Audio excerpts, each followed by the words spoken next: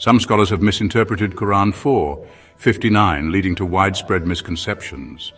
They use it to claim absolute obedience to religious leaders, asserting their interpretations as infallible. These scholars argue that this verse establishes their authority over believers, creating a hierarchy that places them above others. However, this interpretation twists the true meaning of the verse, leading to a misunderstanding of the Quran's teachings. It disregards the context and broader message of the Quran, which emphasizes justice, equality, and the importance of understanding God's word. The Quran emphasizes God's supreme authority, reminding believers that ultimate power and judgment belong to Him alone.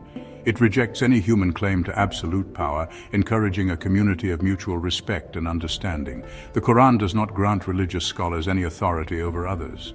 Understanding the true meaning of 4:59 is crucial for maintaining the integrity of Islamic teachings and ensuring that no one misuses religious texts for personal gain. We must debunk these flawed interpretations and educate others about the Quran's true message. By doing so, we uphold the Quran's message of God's sovereignty and promote a more just and enlightened understanding of our faith. Verse 4:59 commands Muslims to obey God and His Messenger. This is a fundamental principle in Islam. Obedience to God and His Messenger is not just a recommendation, but a divine command that forms the bedrock of a Muslim's faith and practice. It emphasizes a two-part obligation. First, we must obey God's laws as revealed in the Quran. The Quran is the only source of guidance containing the words of God that provide a comprehensive framework for living a righteous life. Second, we must understand that the Prophet Muhammad's role was to convey the message of the Quran alone. The Prophet was a human messenger chosen by God. He was entrusted with the responsibility of delivering God's message to humanity, serving as a bridge between the divine and the earthly. He delivered the divine message to humanity. His role was to convey God's words and demonstrate how to live according to them. Obedience to the Prophet is conditional on aligning with God's commands with the Quran. This ensures that the teachings of the Prophet are always in harmony with the divine will, guiding Muslims on the right path. Obeying the Prophet means following the Quran. The Prophet Muhammad did not bring his own laws. He conveyed the divine revelation he received from God. His role and actions were based on the Quran. Therefore, obedience to the Prophet is intrinsically linked to obedience to God. The Quran is the only source of guidance for Muslims.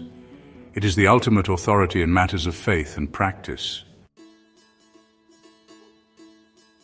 Verse 59 also mentions obeying those in charge among you.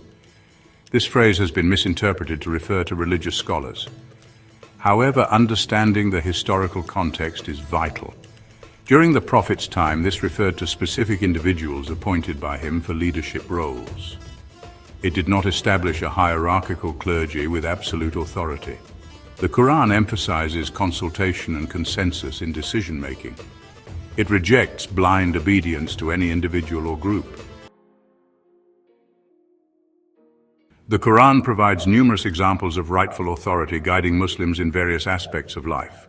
These examples are not just historical anecdotes, but serve as timeless principles that can be applied in contemporary settings. These examples demonstrate that authority stems from upholding God's laws and ensuring justice and fairness in all dealings. The Quran emphasizes that true authority is a trust from God, and it must be exercised with responsibility and integrity. For instance, parents have authority over their children because of their responsibility for their upbringing.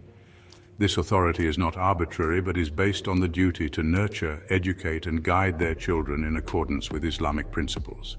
Similarly, rulers have the authority to govern justly and uphold justice within the community.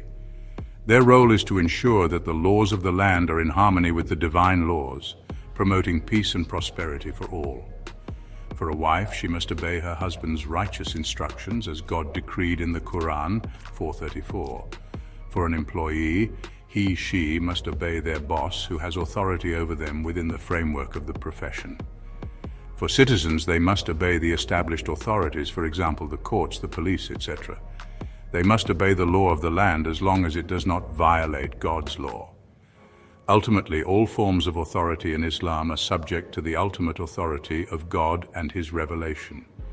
This ensures that no human authority can override the divine will, maintaining the sanctity and purity of Islamic teachings.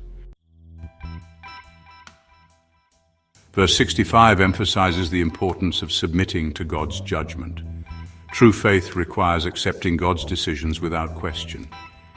This verse highlights that even the prophet was instructed to refer disputes to God and his revelation. It reinforces the principle that no human has the authority to overrule God's commands. The Quran is the only source of judgment.